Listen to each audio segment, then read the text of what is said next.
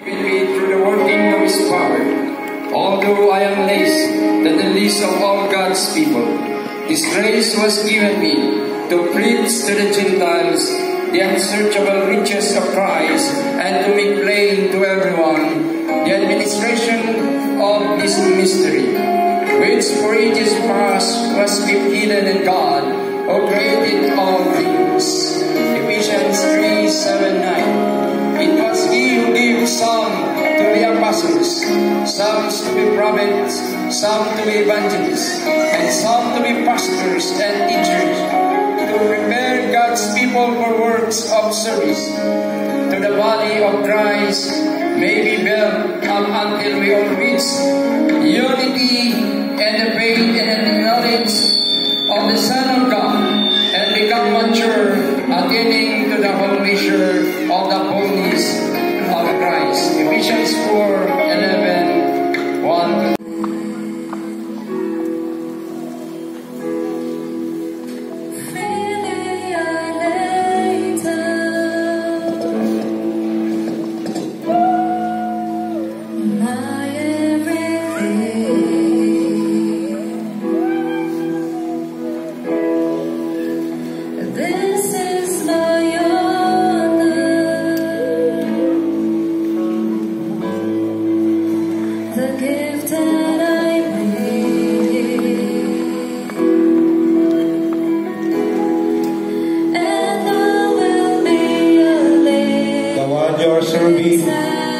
Is the King of Kings,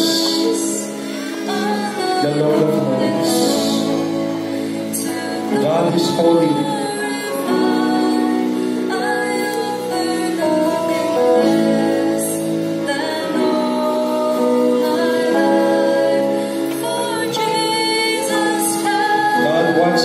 God wants you to consecrate.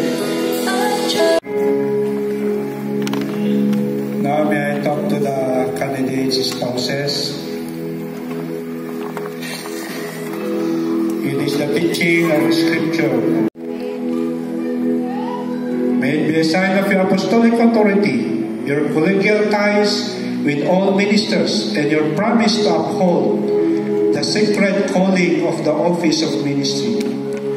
Remember that Jesus said, "Let the greatest among you become as the youngest, and the leader as one who serves." So the certificate will be given to Pastor Dante Ranho, Pastor Danilo Sardoma, Pastor Nora Mangona, Pastor Joan Galo, Pastor Marie Esther Makiki, and Natalie Pastor. This is ordination.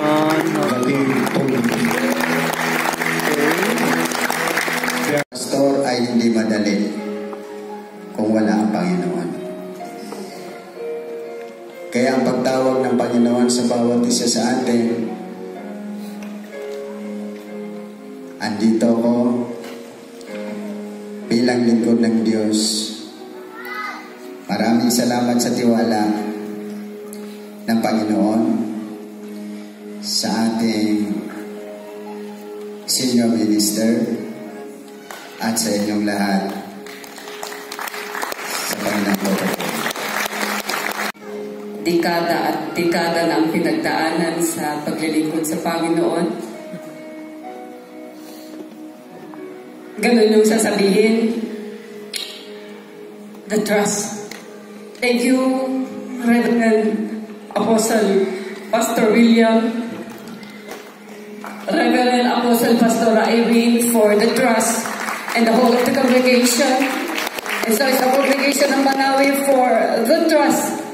Really, because I never expect na I would stay siguro, sabihin ko sa profession that hindi pala hanggang mamakadkadan ayap ti apo. I really never think of being this. But when the Lord called, I cannot resist. Doon na din sa akin yung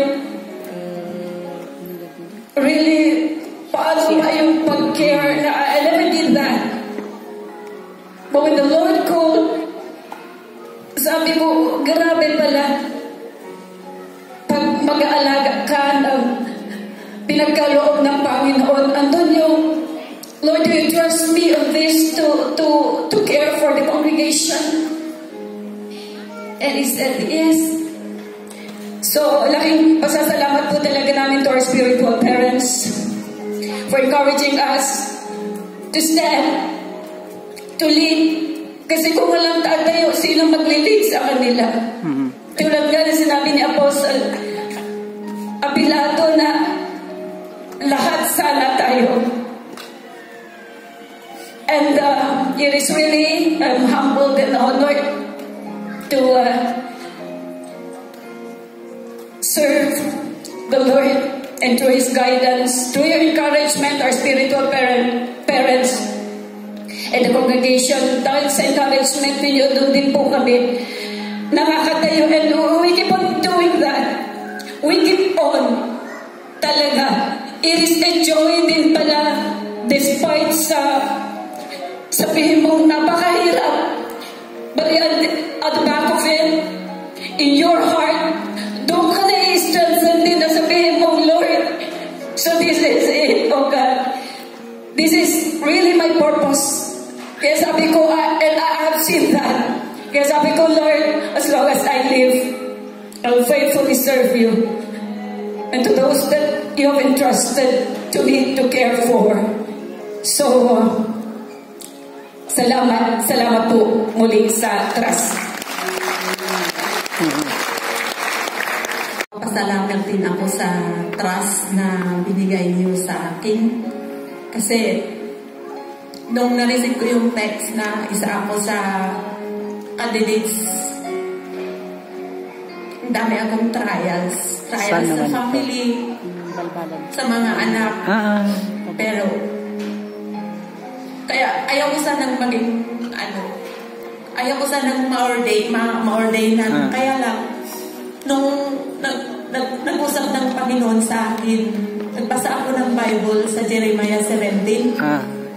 Timang baybayan, timang yatayo, iti puso na, iti apo, mainunod.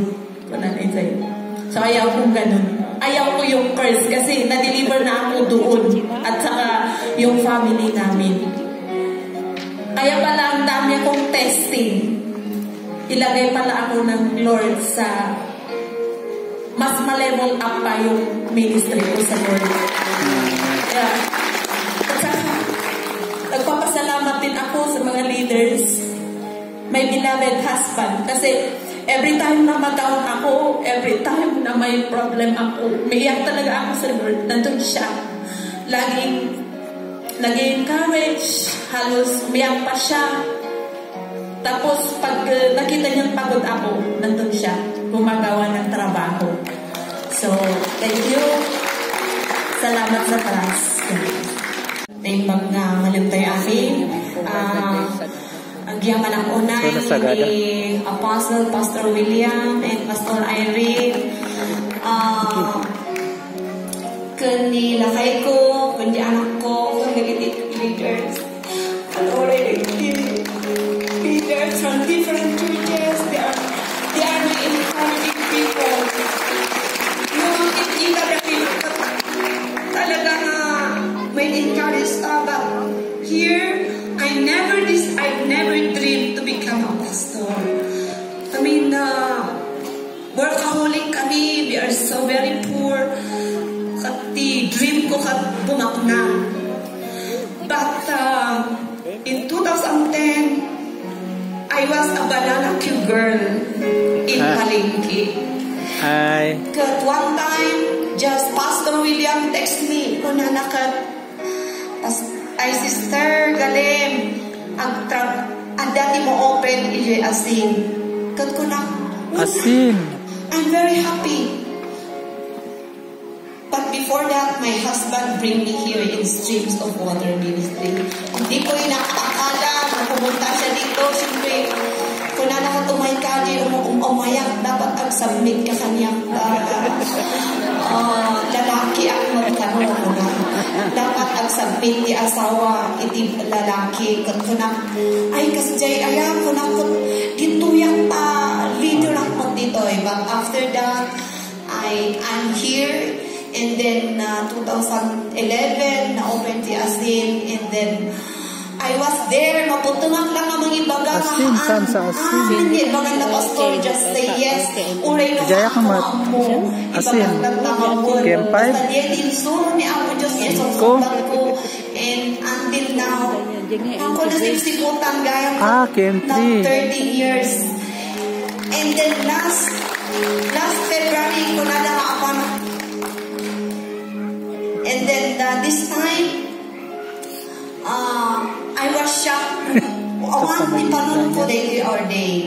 And kunang ada basol ko, nga ibagada man na minupagpuntan da kanya. But kunada nga may isang nga ma-ordain ko. So nga nagsamit ako ng abay. So, abay may ikariat na ta. So, thank you for all your support. Amin kay dito. Uray kay ikakadwa ng